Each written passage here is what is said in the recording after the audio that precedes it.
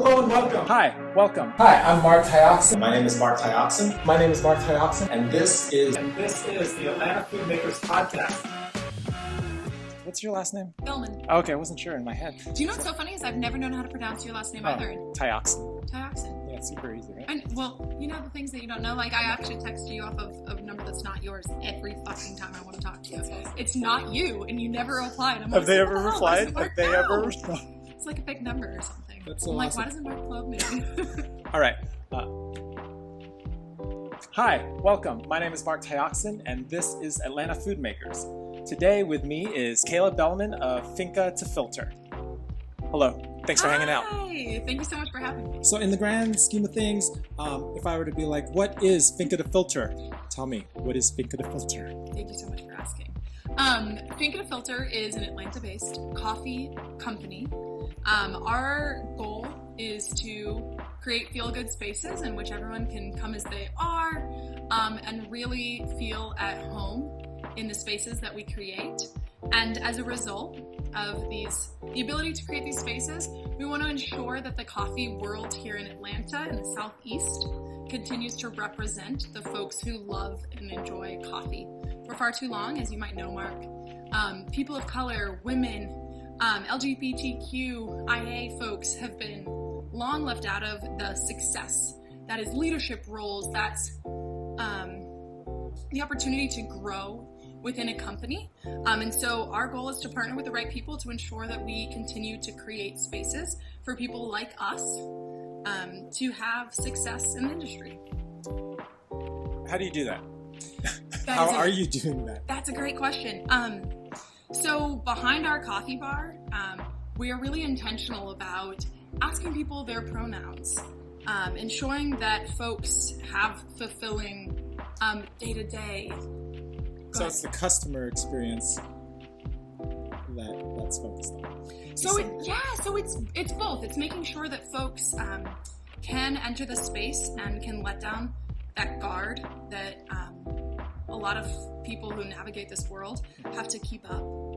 And we do that in intentional ways. And So your main space right now, you have one main space right now? we have one main space, and then as you know, we are sitting in the space number 2 to come. Oh, that's where we're at now. Yeah. So the one main space is at...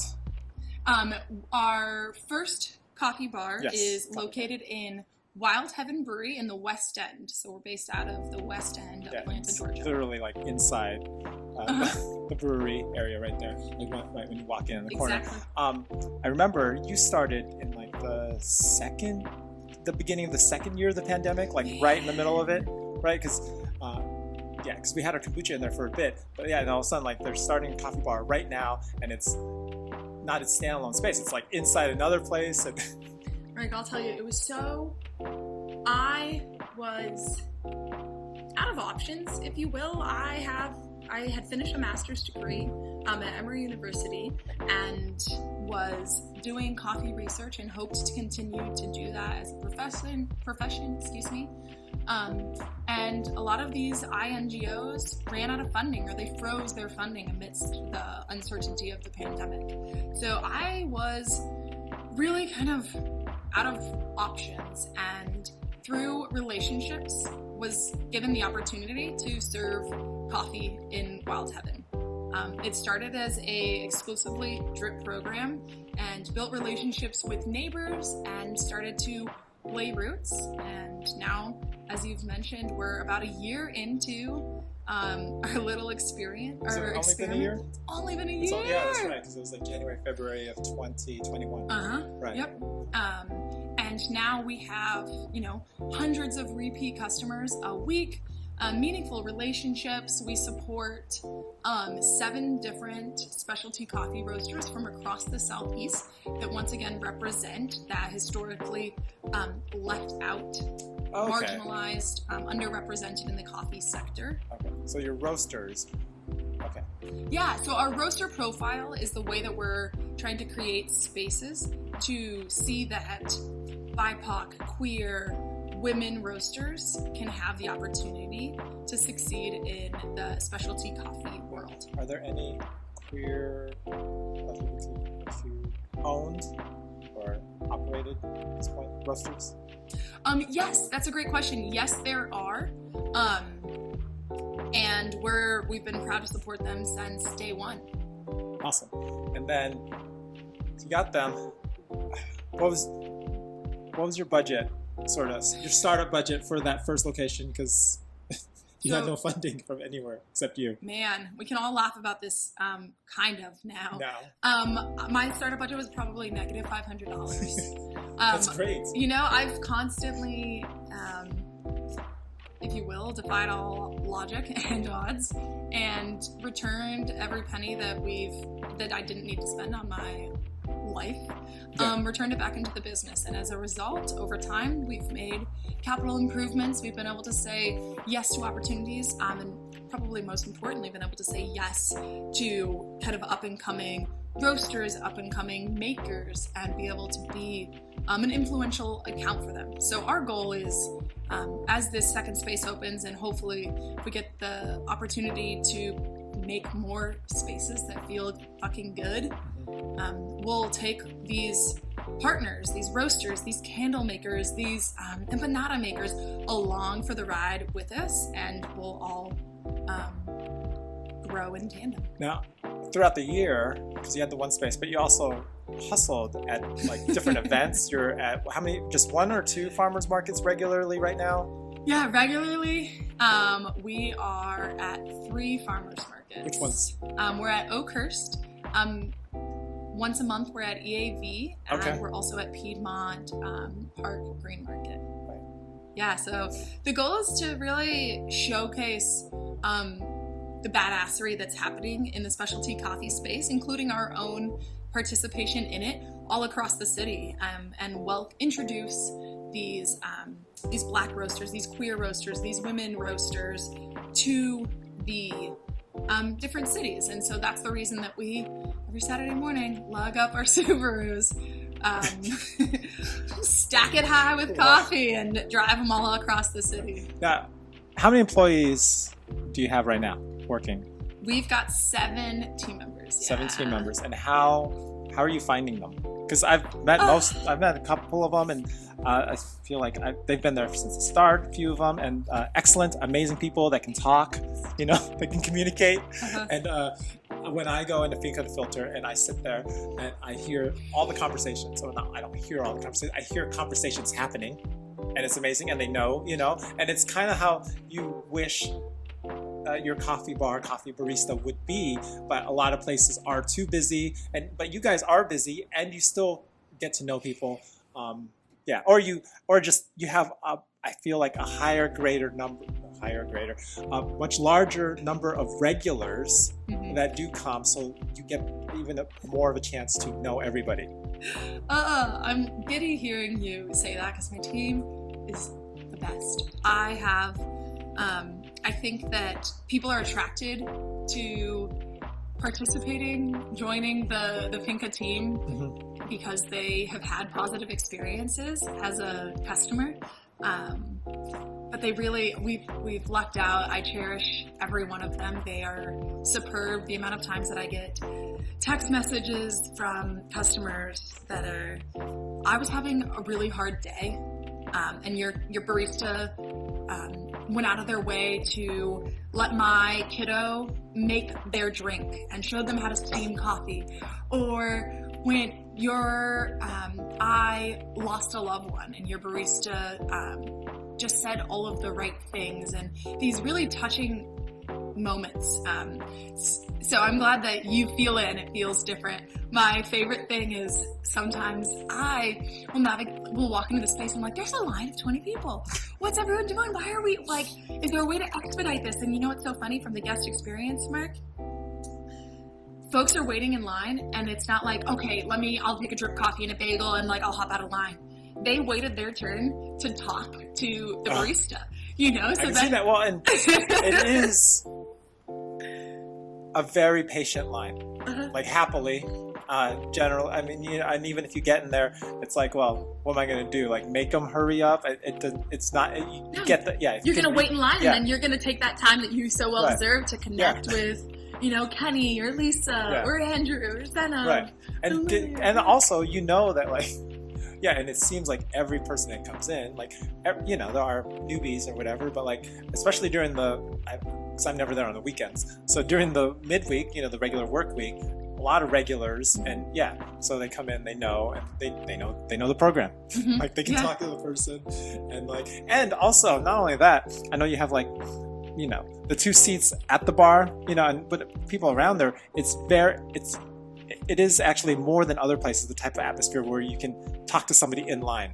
You know, like I've started a conversation, like waiting for my drink, and like somebody, you know, and you can jump into their conversation, and it's not super weird. Whereas like other places, you'd be like, don't talk to me. You know, almost every other coffee shop, they'd be like, don't talk to the other people in line because it's weird. You know, and I love that. So much of our day to day is so transactional. Yeah. I am honored to be able to create the moments of connectivity and collision, and you know, whether it's the baristas lead by example or they follow the lead of, you know, the customers and the clients in line, whatever that kind of chicken and the egg is, it's something so special and something that we really want to cultivate. When did you get your first espresso bar? Because I know you didn't have that at first, and then you got one, and then you recently got like is it a Marzocco? La Marzocco? La Yeah. Marzocco. Yeah, it has been an unusual experience in how we've built Finca, and one that... Well, you were hauling in water at the start. Oh, like, pictures of water. Finca is built on humility and grittiness and the willingness to work really hard. Because the space was basically the corner of a huge building. There was no plumbing there, so you did have to sort of haul in your water, you know, from obviously the back or the other part of the building, and then stuff like that. So we ran for the coffee connoisseurs. We were running on a single group head La Marzocco, which was run on like a mobily. So essentially, we provided the water. We had a machine that told it to pump up the water to the machine. Kind of like a tank system if you were to put it into a camper or whatnot. And now we've been able to install plumbing and get in a 2-group head machine that allows us to really meet the needs of our clienteles, and to the extent possible, be expeditious about our service. I mean, it looks beautiful. Like, you can't buy an ugly espresso machine these days. Like, they're all kind of amazing and beautiful. Like, once you get up to that professional level. How long ago? It was a few months ago. You came out with cold brew in a can, right? So like, not all coffee shops do that. Not all coffee brands do that. What made you decide to go that route and have that product? Our cold brew program is another way for us to meet our goals of partnering with great people and being able to have a meaningful impact at origin, so in coffee producing countries. So cold brew is very coffee intensive. That's why it's often the more expensive beverage on a coffee bar's menu, is because it takes a lot of coffee to make a single cup. That's right. Yes. So we decided to make cold brew for 2 very distinct reasons. One, we wanted a product that we were excited that when we summited the top of a mountain, that we could look forward to this perfect cup of coffee, because we don't quite have one that meets those, that it doesn't have the wow factor for us. So we decided to set out to create it. And 2, cold brew is very coffee intensive, as aforementioned. So it allows us to buy a lot of coffee and have a grander impact at origin. So that's the reason that we decided to push what's now called To the Moon to the market. And we're going to continue to do so, and it's To the Moon is going places. You don't have a can, do you? No, I don't have a can with me. That's all right. You can get one at FoodMakers.com. How did you decide on the branding? Because the branding, and I'll in the video, I will pop a picture of it. Yeah. So, but the branding specifically, it's like, what are the colors? Pink and silver. Yeah, no, it's a very distinct branding from other, like, honestly, kind of hyper masculine cold brew cans out there Mhm. that are like, this is your cold brew because you're a man, but you're drinking coffee in the morning and then beer at night. So It's true. We can giggle about it, but in lots of ways, lots of people do not see them represented in products. And so To the Moon fits definitely a niche in being colorful and eccentric, and hopefully reminding those who pick up a can that they can be as colorful and wild and stunning as this can. And because you're right, there isn't one that is as pink and as swirly on That's the right. market. Yes, it is very. It's not flowery, but it is pink and swirly, and but kind of crisp in the branding. Yeah, Mhm. you know. So. Thank you. Yeah, no, I love it. It's I like seeing it. Yeah. How many locations are you selling that in right now? Ooh, we don't have that many locations. Mhm. Once again, please reach out if you'd Right. like to carry our So, cold because brew. I mean, obviously with my kombucha, like, and I talk about this all the time, is like getting into individual stores or any location, especially if you're not on a distributor yet. You know, it's like very hard fought every single one. Like, and Mhm. so on top of just running your shops, do you have just the one flavor right now? Yeah, so we're expanding. We'll soon have 3 different versions of To the Moon, which we're really Oh, wow. excited about. Yeah, but Mark, you do make a really interesting point, and one that I struggle with personally, because there are many different ready-to-drink beverages on the market and in the shelves. And how do you disrupt that? Where does that value add? And with some of the folks who have the ability to say yes, they have an allegiance, a friendship with different folks. And once again, how do you overcome that? Can you? And for us, one of the things that we find particularly difficult is there's no one that kind of does what we do and loves how we love behind those brands. And so personally, we want to see more To the Moon cold brew cans, but we've also got a lot of there's a lot of other really fantastic women-led, non-binary led companies out there. Color Cold Brew is another fantastic one.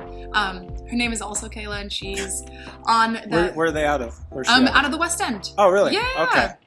Yeah, she's wonderful. So we'd really like to see some of these shelves, if you will, open up and recognize that the consumer wants to support a multitude of different. You know what you might do? Yeah. When you approach them, I mean, I know in all your infinite time that you have between all the spaces and the marketing and everything else and the running and procurement and the farmers markets and coming up with product, I get it. But yeah, getting into shelf space, and I should figure this out myself as well, because trying to get in there, and cold brew coffee is a much more mature, kombucha's coming up and it is getting there, but like cold brew coffee has been around and it's a mature market, right? So there's a lot of competition, even locally among the local roasters. With your differences, especially your angle as far as women and the different populations, ask them to highlight it just for a promotion for a month, like that. This, even if you have to partner up, and like there's 2 of you, and like these are this group of cold brew, support them, and then that at least much easier than be like, we're another local one, give us a chance, right? This is the reason, because you can highlight this, and we're in Atlanta, and you want, and you support that. I mean, if they do support that, they support that, whereas like they haven't had that opportunity before. Yeah. To support those types of roasters and cold brews. So you're suggesting a little bit of an alliance, an allegiance. Yeah, even if it's, you just say like for a month, and then that is your trial period for them to see how it does, instead of just blankly like, will you give us a chance and see how it does you know, which is what I'm doing, what I end up having to do because I don't have a strategy. I haven't implemented a strategy like that, right? It's like, but here's the reason to give us a chance. You know, like run this promotion. You can provide them with whatever marketing signs they need. Mm-hmm. You know, like if it's just a sign on the cooler, be like, try this. Yeah, for this reason. You know, they give you like 2 slots on their overwhelming case of other ones. You know, and then especially with your colors, that helps a lot to just even help it stand out. Mm-hmm, mm-hmm. You know, so like, yeah, no, and I love the acknowledgement that there has to be some strategy and some convincing to everyone is very busy, and so the ability to try something a little bit different on the grocer's shelves take some finessing, but I'm torn because why are you torn? I'm torn because they should convince us, they should support us because we are working towards something great, not only because it's the age-old, there's an unmet need for entrepreneurs, I can speak to queer women. There's not enough of us, so clearly there's a lack of meaningful support, resources, opportunities that we are being given. And at the same time, I don't want folks to support us only because we are who we are, but also because we are pushing forth fantastic products, because we're bringing up other companies, individuals, makers alongside with us as we grow, because we're humble and we're willing to ask for help, because we're partnership driven and we want to see the success of our business in tandem with the healthiness, with the happiness of the communities in which we reside in. So for all of those reasons, I deserve a goddamn place on their shelf. Right. So, but do you want it to be unspoken, or like we don't want to say those reasons, we just want you to know those reasons? Yeah. I don't know. It's one of those things, like Mark, you'd probably know. Well, I it's know like the badasses in the sector. If you asked me for a list of 100 coffee companies, individuals, cold brew manufacturers, I'll give it to you. And you know what? That list is going to be diverse in thought, diverse in background, diverse in geography. And I'm not shying away from doing that work and making sure that my network of coffee folks represents the diversity of life. So why can't they do the goddamn work? And I'm not trying to throw any shade on any companies, but we walk through the grocery store and there's not enough there's not enough diversity on Well, don't their you think shelves. that like that difference, that characteristic, sometimes like why is it bad to say? I don't think it's bad. No, I don't think it's bad. I think it's more like, ugh, this again. Who's tired of it? You're tired of it. But that's you. No, really. So like, there's always this like podcasts. Like for a long time, I was like, I don't listen to podcasts. Why would I do that? But apparently, lots of people do. I love podcasts. Okay, so it's not here's a better one. When I was shooting weddings for like a decade, and I still do, but like pick up every now and then, but weddings for a decade, I was like, oh my God, I'm so tired of these wedding songs. But like, I'm going to like 20 weddings a year. I'm deep in it. I get tired of it, right? Uh-huh. So, and I'm not. it's not in front of everybody. Everybody doesn't go to those many weddings, so they're not always being like another Cupid shuffle or whatever. You know, for them, it's like maybe once or twice a year, if that, right? Mm-hmm. So, but for me, it's like 30 times a year. So, or yeah. So you're saying That's something to consider. Like, if I'm tired of it, that doesn't necessarily mean that all these people that have never heard of my coffee brand are tired of it as well. we can be the Cupid shuffle, beloved, Yes. authentic. Yes, and also, Again, maybe it's just the entry point, but you're not hammering it away for years on end. You know, it becomes just like that's part of their DNA, like women-owned businesses or something like that. Yeah. You know, like just that's the initial, and that it becomes less and less a piece of like the story. Yeah. Right? Because Yeah. the quality, you know, we say like, because you can't just be like, this is better than everything else. The quality has to not even be in question. So then, but why is it different? Other than like, okay, it's a pink can. So does that mean, what's that mean? You know, stuff like that. So there is a story around, and I think that's part of it, is integrating it into the story so it's organically, so that it's less of a marketing, or less, so it stands out less as a marketing like tactic, because it is part of your organic story of the whole brand. It's in the DNA, even like you said, from the start. You know, as far as the safe spaces, like yeah. So it's everything's nuanced, and you know how you do it, right? Because in the same way, like when I was wedding still am, but wedding photography, everybody's always like, I don't want stiff poses, right? But like we're always posing people, and it's how you do it, right? So I think that's part of it. You know what? And you make, while I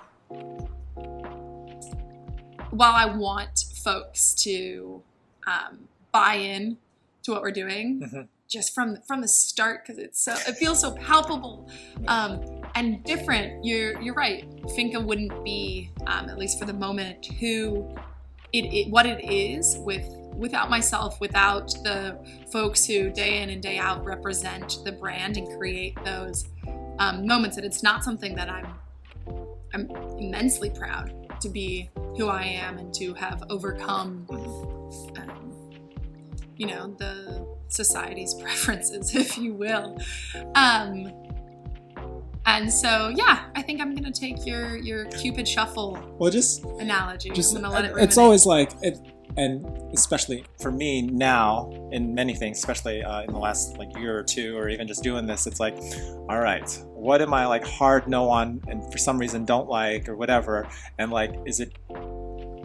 I have to recognize that like that's not everybody else. What are you hard no on? I don't know what I'm hard no on. It used to be like the Cupid shuffle, photo booths at wedding. I don't know, stuff like that.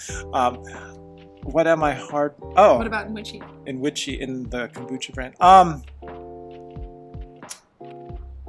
Kombucha that doesn't taste like anything. Oh, you know, actually, for my brand, for the Witchy kombucha, it's flavors that you can't taste in the drink. So I see a bottle of ingredients, and I can't taste any of them. Like I can't pull them out. I'd be like, it's just a blah. I mean, why even have them all in there? You could have one and I wouldn't even know it. So I think... okay. Distinct flavors. Yeah, distinct flavors. And then, I guess, less and less, I guess. I don't know.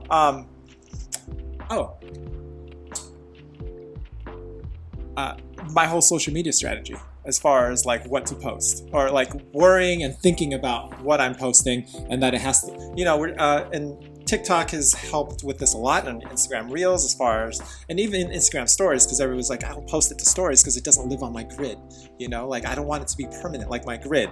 But then you post slower to your grid because you're like, no, everything is on there as like a fucking museum, right? And then you never post anything until you like every once a week you find the perfect picture or the perfect video. It's like, okay, now I can do it, and now everything has to live and die by that one photo because now it's on my grid, you know, and nobody's really looking at that anymore, because as far as nobody's caring as much. They're like, oh my God, your grid is not curated, you know, because everything's so fast now. So letting go of that, or actually, when I was sick and when I was healing from that, I really spent a lot of time sort of dissecting what I was afraid of, or if I was afraid of something, why am I actually afraid of that? And most of the time it was, I'm afraid of that because of what other people will think. Or it was like some level of that. Really, that's like the majority of the things, like whether it was like what my family thinks, what my spouse thinks, my kids, other friends, people online, you know, which is, we all know is ridiculous because it's strangers online, but they aren't even going to say anything. And if they do, well, who cares? But then also there was a level of like, well, the person that I think I am, that I think I want to be, or this like other persona, but not really me, would be ashamed of myself and be like, but am I decided I really wasn't, as This person that I was building up in my head, right? Like Uh-huh. the mark that like I really the persona that I shared with everybody else would like make fun of me. Like so I would make fun of me, and it just led to a lot of fear around not doing things. So now, largely, if I am afraid to do something, and it's because of what other people think, I remember that is the dumbest reason not to do something that I want to do. Mm-hmm. So then go do it. Mm-hmm. And because most people aren't thinking about you, like, Yeah. and they give like 2 seconds of thought to you, you know, If that. and then and then they swipe. So it doesn't matter, Uh-huh. right? So but you get to go do all the things. Do you know? find that in the growth of your business that fear remains one of the kind of the largest not impediments of success, but what remains the biggest challenge or opportunity that you have to overcome?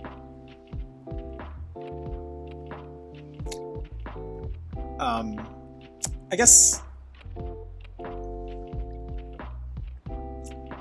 Well, now it's still fear, but it's the fear of running out of money, right? So which is less and less, but that is still a core fear. So it's always the managing of the money at the same time, and it's everything all at once, right? So we're worried about running out of money, but also understanding that it's a flow. When you're in that flow, like, well, there's going to be cash flow. You understand where the money goes, where it sits, when you're like trying to hoard it, and then nothing's moving as far as energy, but it works with money.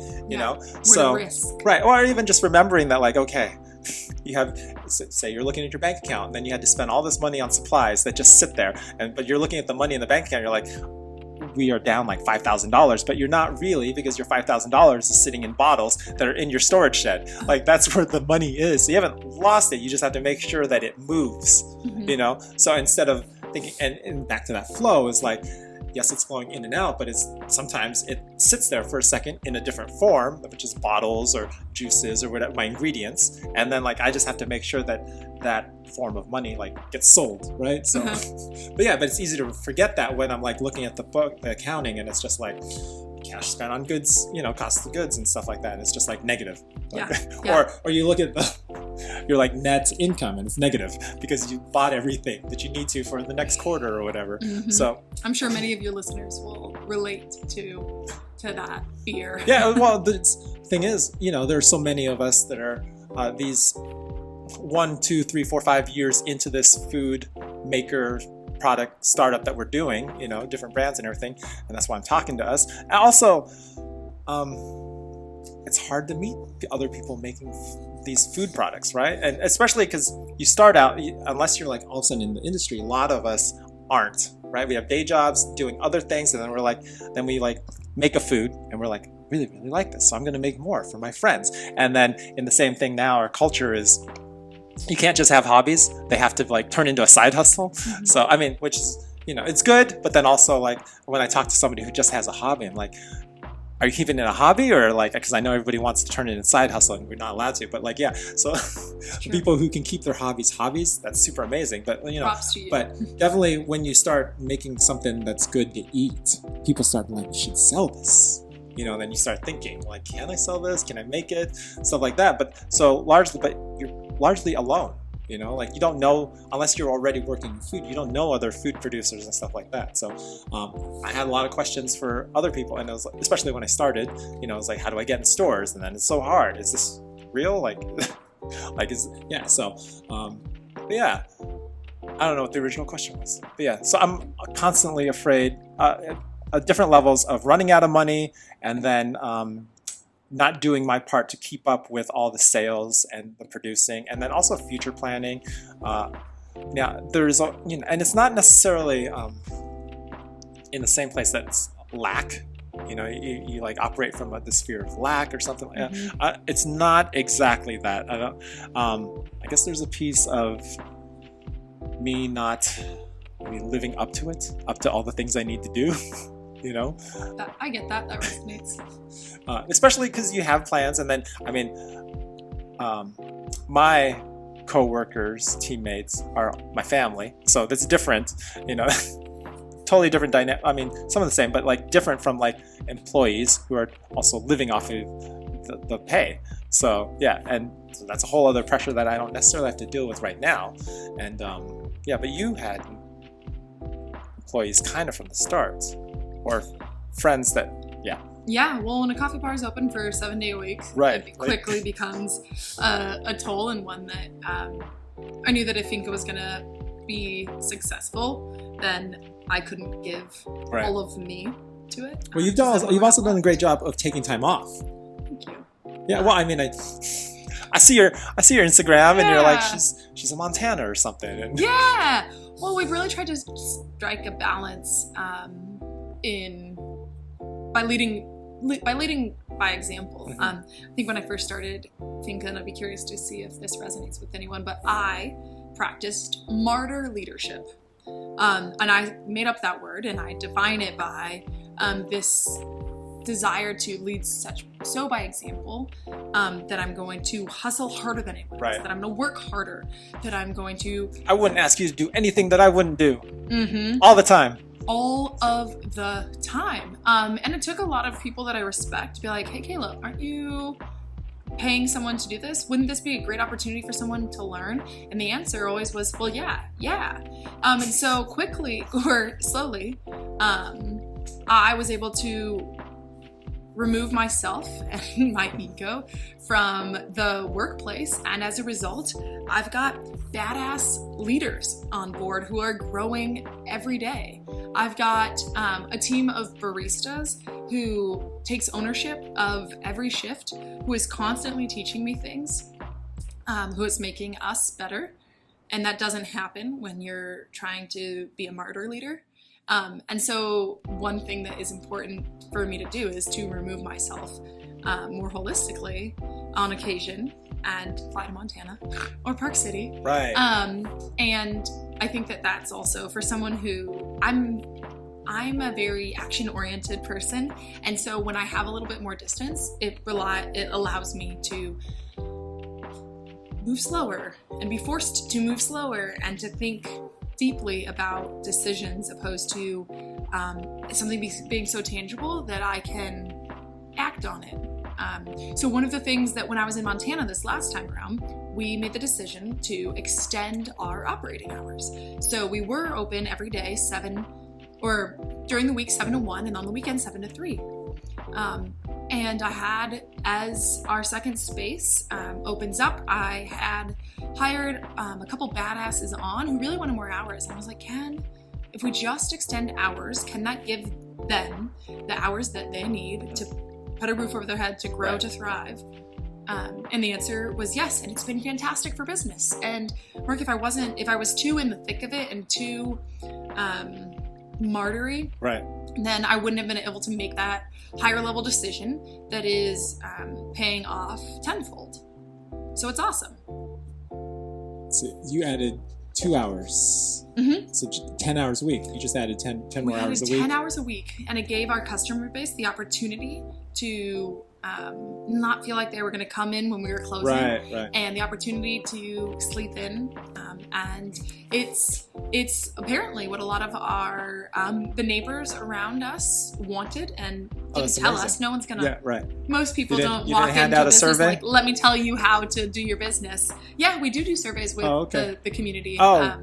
How do you do that? So Facebook groups is Okay, a great way okay. that we do it. We're working on a survey link in which people can. Not Facebook groups your own, or do you go into the No, group? like the neighborhood groups. Yeah. Okay. So most neighborhood groups will Right. have a day in which the bylines say, local businesses, it's okay for you to publicize ads. So our neighborhood Facebook group, that's Thursday. And so one fell Thursday, I said, hey neighbors, we're looking for feedback. You can email this anonymous email, or you can comment here. Nobody emailed, everyone just told us, we want to be able to order from a QR code. We want to be able to pick up. How about gluten-free options? And slowly but surely, we're able to act on That's really their great. preferences and create a That's space. like so valuable. Yeah, it's so valuable. Well, because a business is nothing without folks Right. who are willing to trade for things, their hard-earned money. Yeah, I need to get over that. What's that? The feedback. I mean, I know I recognize, yeah, but I haven't done any surveys to be like, how can we make this better? You know, partly because it's like, well, the pressure to then act on them is really interesting. oh, that's true, right? You know, if someone like, tells well, you, Kayla, you suck, right? The decision to not take that to heart, right, and to act on the comments that are appropriate, right, does feel like, especially when you're like, we could do that. Mhm.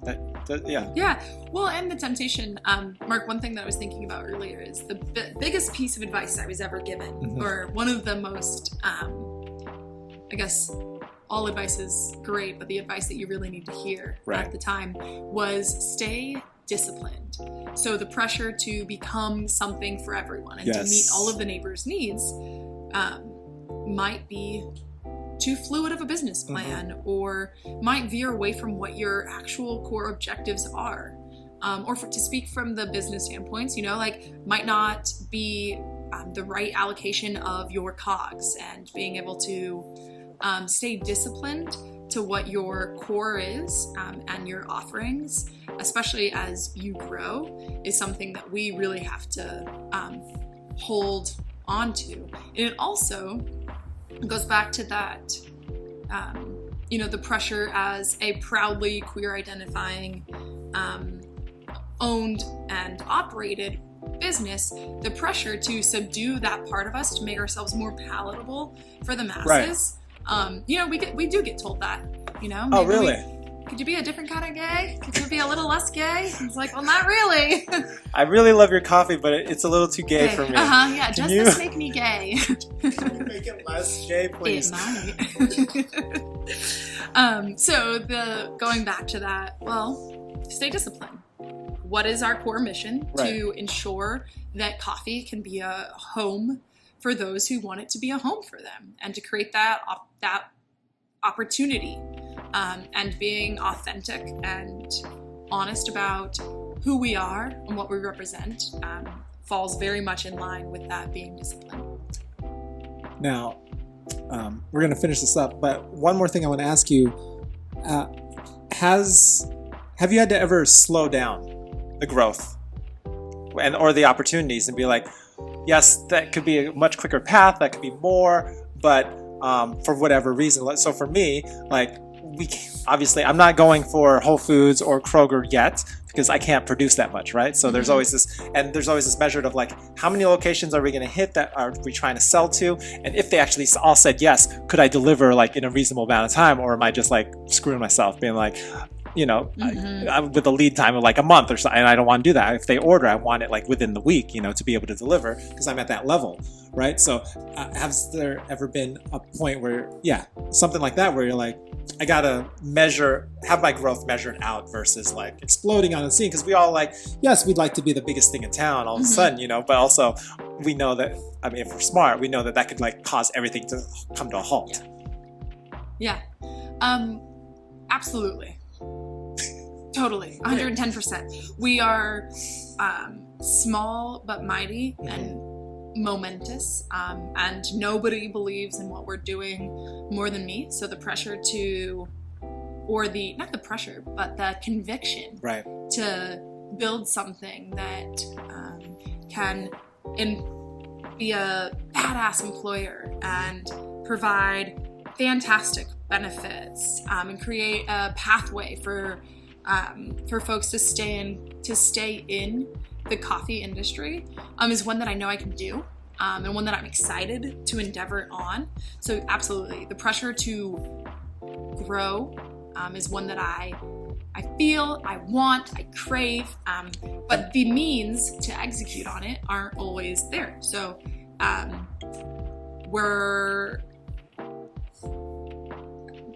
we never have enough capital. Has anyone approached you? Have you tried to get some? Thought about getting some? I don't know if you've even tried. Yeah. Yeah, we are trying to take daddy government's money. Okay. So we're in the SBA cycle as we speak, and hoping that will put the green in our pockets so that we can endeavor on another project and bring kind of more of a 8 a.m. to 8 p.m. space to Atlanta that feels just as damn good as our coffee bars do. But all good things take time. Right. Awesome. Thanks for hanging out today. Thank you. Thanks for all the talk. Seriously. And yeah, have a good one. Hey, keep on building.